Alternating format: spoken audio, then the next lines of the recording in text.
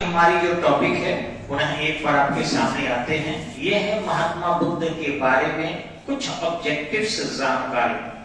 Generally मैं आपको समझा रहा था कि जैसे कबीरदास हुए, राजा राम मोहन राय हुए, महावीर हुए या महात्मा बुद्ध हुए, इनके बारे में हमें इसलिए पढ़ाया जाता है क्योंकि भारत में अगर जोड़ा जाए तो 1500 से अधिक प्रकार का पंथ है।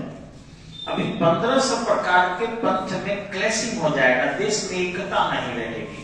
तो जो पंथ निरपेक्षता की बात है वह उस सिद्धांत पर कार्य करते हैं, और जिन्होंने अत्यधिक साइंटिफिक रिलीजन को सामने रखा उनके बारे में पढ़ाया जाता है। तो महात्मा बुद्ध वगैरह जो थे या महावीर थे, इनके धर्म में अर्थव्यवस्था की ज्यादा नुकसान नहीं है और ना ही कहीं क्लैशिंग है, यानी ये बिल्कुल आत्म संयमित जीवन जीने की कला ही सिखाया।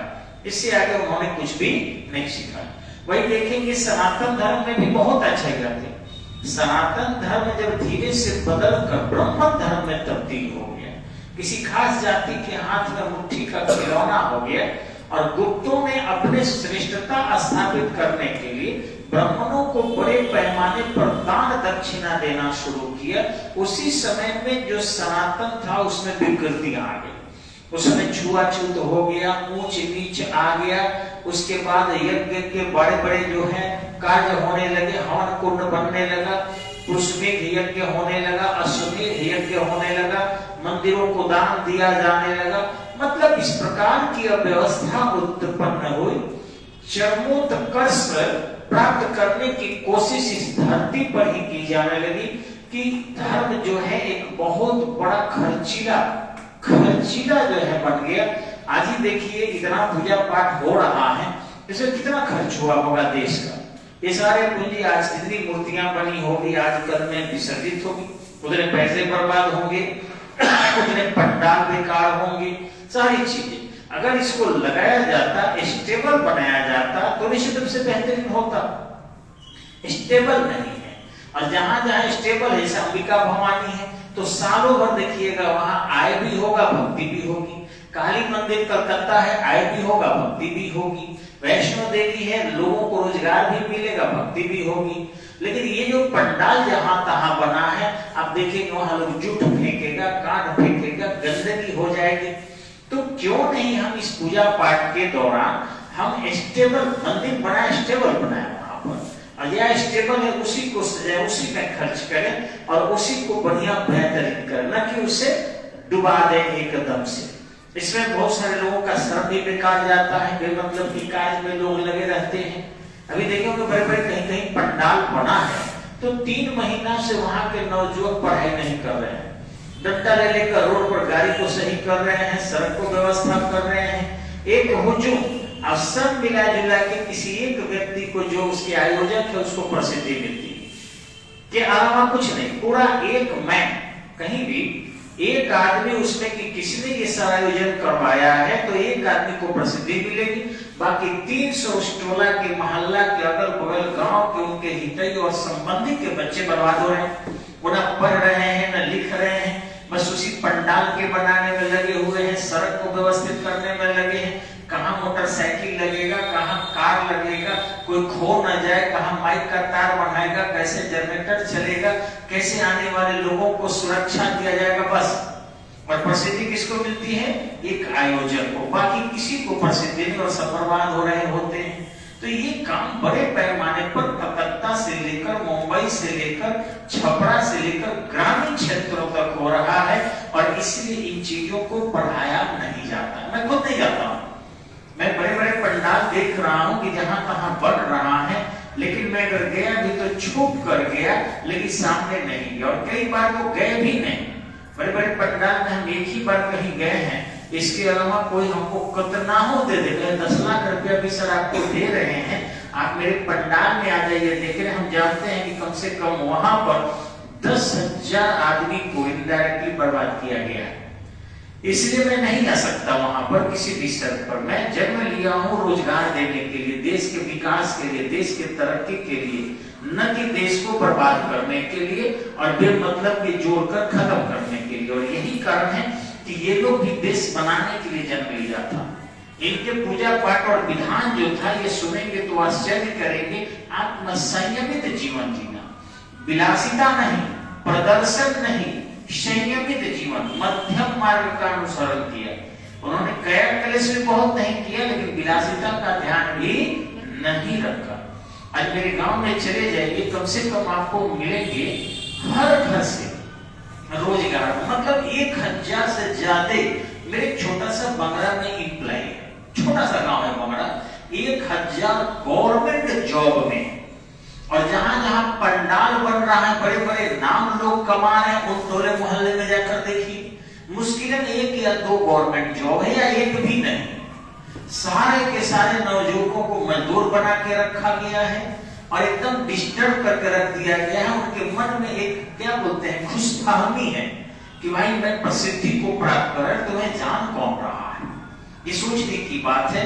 तो इतना दिमाग नहीं है। भारत सरकार जब सनातन धर्म के बारे में नहीं पढ़ाती है तो हिंदू लोग दुखी होते हैं।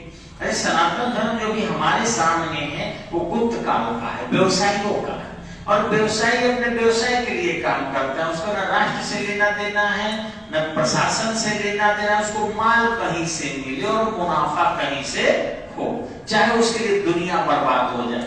व्यवसाय कभी भी व्यवस्था को जन्म नहीं देता है। व्यवसाय अपने व्यवसाय को मजबूत करने के चक्कर में रहता है, इसीलिए इसे नहीं पढ़ाया जाता। ये लोग जो थे ये बिल्कुल सुलझे हुए इंसान थे, कोई साधारण नहीं थे। इन्होंने राज परिवार का परित्याग किया था। बहुत दुर्लभ लड़के थे महात्मा बुद्ध, और करीबन 6 साल तक ज्ञान अर्जित किए, घूम घूम कर सारा विलासिता का परित्याग करके, एकदम गेरुआ वस्त्र, कशेरिया वस्त्र पहनकर घुमा करते, कभी इस गुरु के पास, कभी इस गुरु के पास। भूखे रहकर इन्होंने देखा कि गरीब कैसे रहते हैं, कष्ट से किस प्रकार की अनुभूति होती है। फिर इनको ज्ञान मिला और उस ज्ञान से जो है इन्होंने मध्यम मार्ग का प्रचार प्रसार किया। इसे देखेंगे कि महात्मा बुद्ध का जन्म जो है आपको 563 BC में माना जाता है, और मृत्यु जो है आपको 483 BC में माना गया है। इनके पिता जो थे वो सुद्धोधन थे। कौन थे? हाँ, सुद्धोधन थे। और माता महामाया थी, या कोलिय राजकुमारी थी, या देवदह की राजकुमारी थी।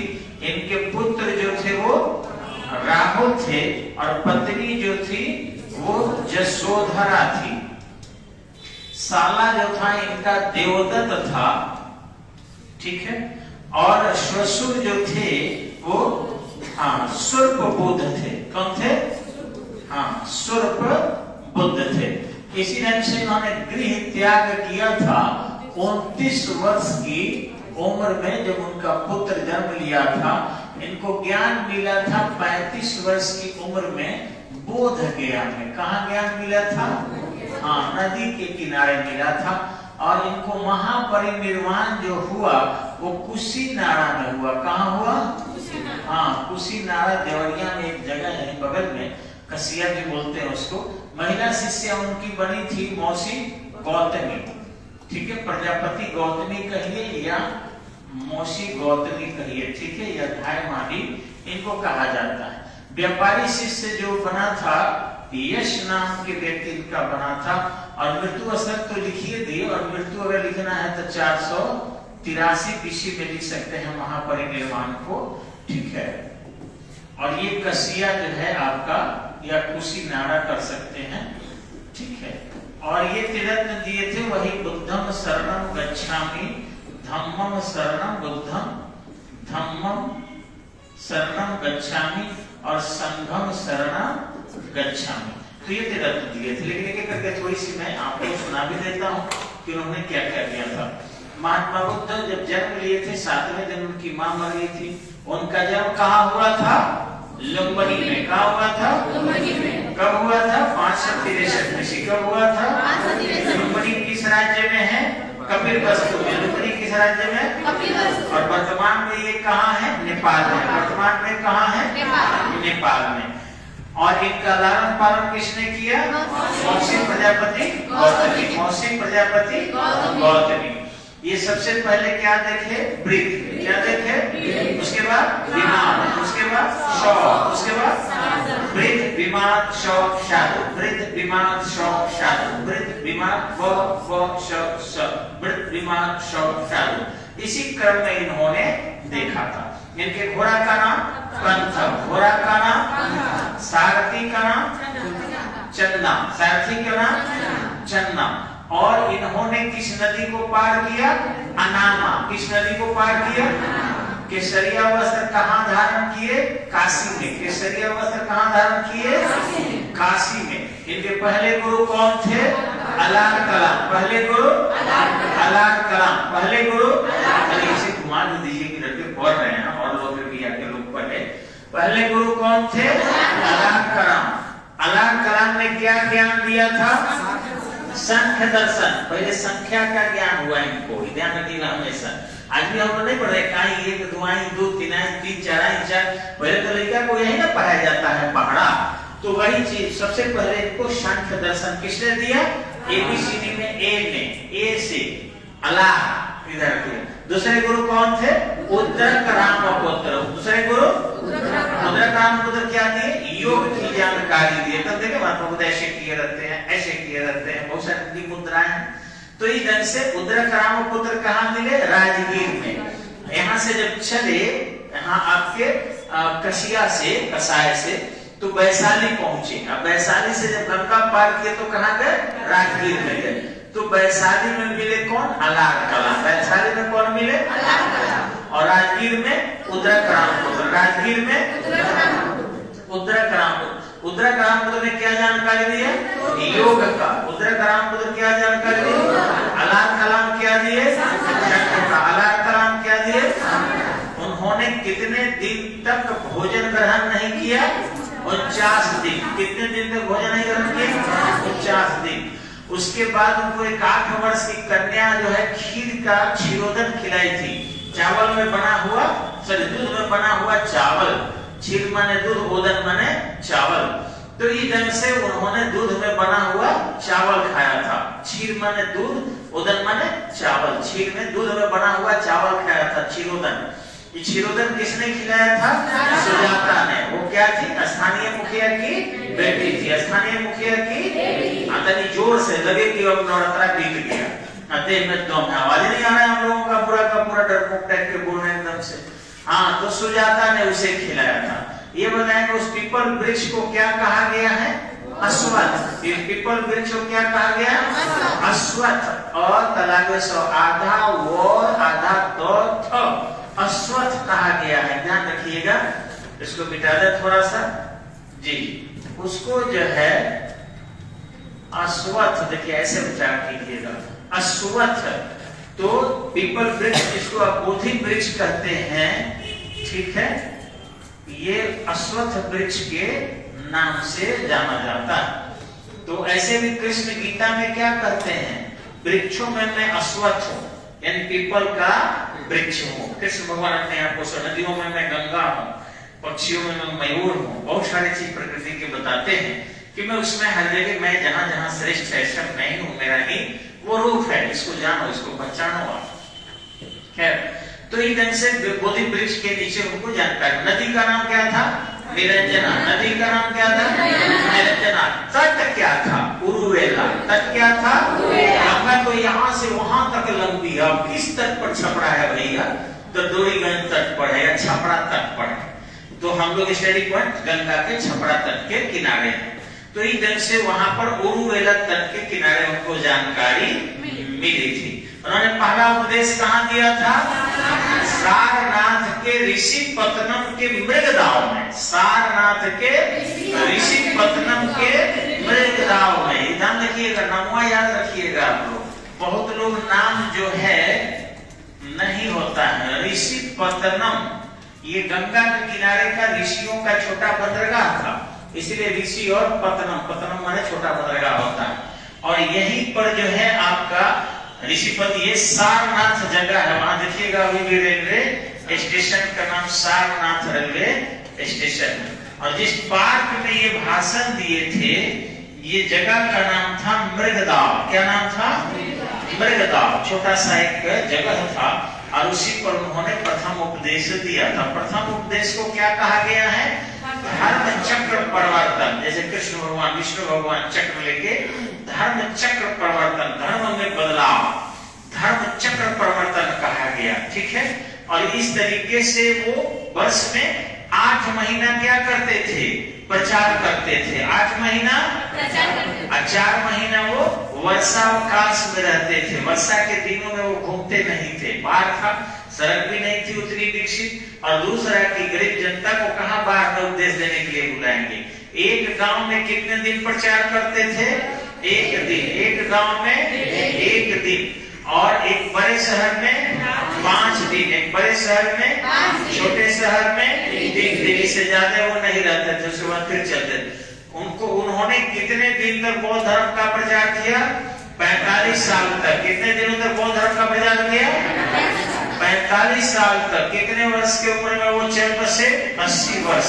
35 वर्ष में ज्ञान मिला, 29 में घर छोड़े, 6 वर्ष तपस्या किए तो ज्ञान मिला, और 35 से 45 वर्ष तक प्रचार किए तो इधर से 35 जोड़ 45 बराबर 80 होता है। ठीक है। 80 वर्ष में वो क्या हो गए? चल बसे थे। उन्होंने सबसे ज्यादा वर्षावकाश कहाँ बिताया? श्रावस्ती में। सबसे ज्यादा वर्षावकाश कहाँ बिताया? कितना? 22। कितना? 22 याद रखिएगा। उन्होंने अंतिम उपदेश कहाँ दिया? वैशाली में। अंतिम उपदेश कहाँ दिया? वैशाली में। और उनको महापरिनिर्वाण के पहले अंतिम भोजन किसने किए कराया? चुंद ने। चुंद नामक एक धातुकार था। कुछ लोग सुनार कहता है, कुछ लोग लोहार कहता है। कैसा मांस खिलाया उनको? शुकर मौस। मांस नहीं था, शुकर मौस। मौस कहते हैं मशरूम को। शुकर मतलब होता है कि जहाँ सुअर वगैरह गंदगी होता है, जनरली मशरूम वही होता है कीचड़ काचड़ पानी की जगह पर। उसमें जहरीला मशरूम उनको खिला दिया। आदमी जहरीला मशरूम होता है जो सपर छत्ता होता है, कुकुरमुत्ता जिसको बोलते हैं लोग, उसके अगर फेफड़ा की तरह कटा हो तो वो जहरीला होता है। उसको खाएंगे तो हम लोग भी मर सकते हैं। तो इस तरीके से सपर छत्ता गलती से उनको खिला दिया। वो है प्रोटीजेनियस चीज होता है, इसलिए उन्होंने मशरूम खिलाया कि उनको प्रोटीन मिलेगा, थोड़ी ताकत रहेगी तो और प्रचार करेंगे। लेकिन गलती से वो क्या था? जहर था। पेट में उनको दर्द हो गया, और फिर वो कसिया आए कुशिनारा, लेकिन पेट दर्द उनका माना नहीं। उनका शिष्य अंतिम समय में कौन उनके पास था? आनंद। कौन था? आनंद को उन्होंने कहा, हे आनंद, मेरा कोई उत्तराधिकारी नहीं होगा। तो बौद्ध धर्म के संस्थापक कौन थे? महात्मा बुद्ध। और बौद्ध धर्म के अंतिम कौन थे? महात्मा बुद्ध। उन्होंने कहा कि मेरा उपदेश ही मेरे शास्त्र का काम करेगा, माने मेरा शासन चलाएगा। हालांकि जब जीवित थे उन्होंने तो शिष्यों को दे दिया कि लोगों को श्रवण बनाए, यानी शिष्य बनाए। लेकिन बाद में देखें कि ऐसे ऐसे लोगों को शिष्य बनाना शुरू हो गया जो शिष्य लायक नहीं थे। फिर अधिकार उन्होंने छीन लिया। प्रारंभ में वो महिलाओं को प्रवेश नहीं देने वाले थे। वो जानते थे कि महिलाएं थोड़ी सी विकसित बुद्धि की नहीं है, और अगर इन्हें प्रवेश दिया गया तो विलासप्रिय कार्य को बढ़ावा देगी, और इसलिए बौद्ध धर्म ज्यादा दिनों तक नहीं चलेगा। लेकिन बाद में आम्रपाली के आतिथ्य को जब स्वीकार किए और आम्रपाली ने समर्पण इनके चरणों में कर दिया, तो इन्होंने कहा कि आम्रपाली, तुझे पहले शिष्य नहीं बनाएंगे, पहले अपनी माता, जो हमारी भी माता है, मौसी है, प्रजापति गौतमी को, आनंद को भेजे। डोली पर आई यही वैशाली, और वैशाली में पहले माता को शिष्या बनाए, और तत्पश्चात आम्रपाली को बनाए। आम्रपाली बहुत पैसे वाली थी और 84 काम कलाओं में प्रवीण थी। उसका दावा था कि महात्मा बुद्ध को भी हम रास्ते से भटका देंगे, लेकिन जो स्वयं पर नियंत्रण करके हो उसको कोई भटका नहीं सकता है। और हमारे दुनिया के सारे बल से बहुत जरूरी होता है आत्मबल का होना। जिसमें आत्मबल नहीं है, दुनिया की सारी शक्ति बेकार है। और महात्मा बुद्ध में आत्मबल कूट कूट कर भरी थी, उनको कोई हरा नहीं सकता था, उनको पराजित नहीं कर सकता था। आम्रपाली वहां झुक गई उनके सामने, और अंततः जो है शिष्य बनने के लिए कही, लेकिन उन्होंने महाप्रजापति गौतमी को बनाया था। जैसा कि आप जानते हैं, अंतिम उपदेश उन्होंने वही दिया था। तत्पश्चात वो गोरखपुर के पास गए थे। आपको शायद पता होगा कि पावापुरी जो है वो राजगीर में है, लेकिन गोरखपुर के पास भी पावा है। उसी पावा के पास गए थे जहाँ चुंद नामक जो है लोहार है, उनको या धातुकार सरकार ने शुक्र मौस दिया जहां उनको पेट दर्द हुआ, और फिर यहाँ उत्तर प्रदेश के देवरिया जिले के कसिया में आए, लेकिन बचाए नहीं जा सके, वो चल बसे। उनके मरने के बाद उनका समाधान किया गया, गाड़ा नहीं गया, जलाया गया। अब जो उनके राख वगैरह बचे उसको 8 भागों में बंटवाया गया। जैसा कि आप जानते हैं अजातशत्रु जो था तत्कालिक शासक था, बिंबिसार का पुत्र था, और इस तरीके से 8 भागों में बंटवाकर उसको स्वर्ण कलश में रखकर और 8 स्तूप बने, जिसको लोग पूजा आराधना आज भी करता है। महात्मा बुद्ध अलग कोई पंथ नहीं बनाए थे, बल्कि सनातन में ही एक अलग तरीका बताए थे। बाकी सभी चीजें सनातन की हूबहू थी। हालांकि बौद्ध धर्म में ही सबसे पहले मूर्ति पूजा आया। इसके पहले मूर्ति पूजा थी, लेकिन अलग अलग थी। योनि की पूजा होती थी, माँ के शक्ति की। पुरुष की पूजा होती थी स्वयं शिव के, शिवलिंग की। हड़प्पा सभ्यता में भी शिवलिंग मिला है, हड़प्पा सभ्यता में भी अग्निवेदी मिली है। ये सारी चीजें थी, मूर्तियां भी बहुत मिली है। लेकिन जो आदमी को मूर्ति रूप में सबसे पहले लाया गया वह थे आपके महात्मा बुद्ध के बाद ही ये सब आया। हालांकि वो इसके समर्थक नहीं थे, लेकिन आया, क्या करेंगे। और धीरे धीरे धीरे धीरे लगभग पूरे सनातन में प्रवेश कर गया। और इस तरीके से बौद्ध धर्म में भी जो कमी दूर करने के लिए थी, कमियां आ गई। वो धन संचय पर रोक लगाते थे, ठीक इसी ढंग से भिक्षा में सोना वगैरह की प्राप्ति नहीं, केवल अनाज की प्राप्ति। शिष्य जो भी मिलेगा पहले नहीं खाएंगे, वो लेकर आश्रम जाएंगे बिहार में, और बिहार में जो है जिनको मिला है वो भी खाएंगे, नहीं मिला है उसको भी खिलाया जाएगा। यानी सारे शिष्यों को जोड़ के रखा जाएगा। यानी पूरी तरह एक विकसित धर्म था। और यही कारण है कि भारत के बाहर भी बौद्ध धर्म आज विकास किया है। चीन में देख लीजिए, जापान में देख लीजिए, उत्तर कोरिया देख लीजिए, दक्षिण कोरिया देख लीजिए, श्रीलंका देख लीजिए, कंबोडिया देख लीजिए। ये सनातन धर्म की ही खूबसूरती है, जो आज विश्व के करीबन 55 देशों में विस्तार किए हुए हैं, और प्रत्यक्ष और प्रत्यक्ष रूप से 190 देशों में है। ये आबादी भी कम नहीं है। अगर सनातन के साथ साथ बौद्ध धर्म, जैन धर्म, सिख धर्म, जिसको तोड़ रहे दूसरे धर्म वाले, इन सबको अगर एक मान लिया जाए तो विश्व का सबसे बड़ा धर्म सनातन ही होगा। इससे बड़ा कोई धर्म नहीं होगा। हाँ, इसमें कुछ कमियां हैं, लेकिन दूसरे से कम कमी है। दूसरे धर्मों में जाकर देखिए, इतनी कमी है जो सुनेंगे तो आप आश्चर्य करेंगे। इतनी दिक्कतें हैं कि सुनेंगे तो आप नर्वस हो जाएंगे। लेकिन क्या करेंगे, हम लोग अपने में ही टूटे हुए हैं, और जिस कारण जो है इनके सिद्धांतों को लोग समझ नहीं पा रहा है। तो आते हैं लेके करके लिखने के लिए। तब तक के लिए धन्यवाद, नमस्कार। स्टडी पॉइंट खुल गया है, आइए आप लोग। और बिहार पुलिस के डेट आ चुके हैं। पहले 3 दिन में 6 पेपर था, अब 6 दिन में 6 पेपर होगा। 6 दिन एग्जाम होंगे। इसका डेट भी हमने फेसबुक पर डाल दिया है, आप लोग उसको देख लीजिएगा। और इस तरीके से स्टडी पॉइंट मात्र आपको 500 रुपया में पूरी क्रैश कोर्स करा देगा। जो हमारे पुराने विद्यार्थी है वो जल्दी से जल्दी जुड़े, घर बैठे नहीं रहिए। प्रैक्टिस भी चलाएंगे, पढ़ाएंगे भी, रटाएंगे भी, और